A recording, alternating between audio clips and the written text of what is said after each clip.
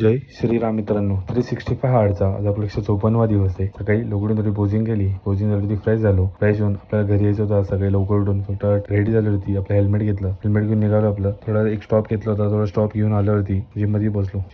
होती. एक संत्री घेतली. संत्री आल्यावरती वर्कआउट चालू केला. वर्कआउट मध्ये आज 100 पुशअप्स केले. 100 पुशअप्स झाल्यावरती एप्सचा वर्कआउट चालू केला. एप्स मध्ये 2-3 व्हेरिएशन्स केले एप्सचे पण. त्यानंतर 10 मिनिटं प्लॅंक केले. प्लॅंक झाल्यावरती स्ट्रेचिंग चालू केली. 3-4 व्हेरिएशन्स केले स्ट्रेचिंगचे. स्ट्रेचिंग खूप इम्पॉर्टंट आहे बॉडीसाठी. स्ट्रेचिंग संपून साईडवरती एक राऊंड मारवला फक्त. त्यानंतर घरी येऊन आपला मील कंप्लीट केला. मील कंप्लीट झाला. थोडा रेस्ट करून वर्कआउटला गेलो. वर्कआउटमध्ये आज चेस्टचा वर्कआउट केला. तर चेस्टसाठी फ्लॅट डंबेल प्रेसचे 4 सेट घेतले. त्यानंतर आपल्या सगळ्यात फेवरेट सेट इन्क्लाइन डंबेल प्रेसचे 4 सेट घेतले. त्यानंतर मशीन चेस्ट फ्लायचे 4 सेट घेतले. त्यानंतर last set chest back deck फ्लायचे 4 सेट म्हणून वर्कआउट संपवला. मस्त पोजिंग चालू केली.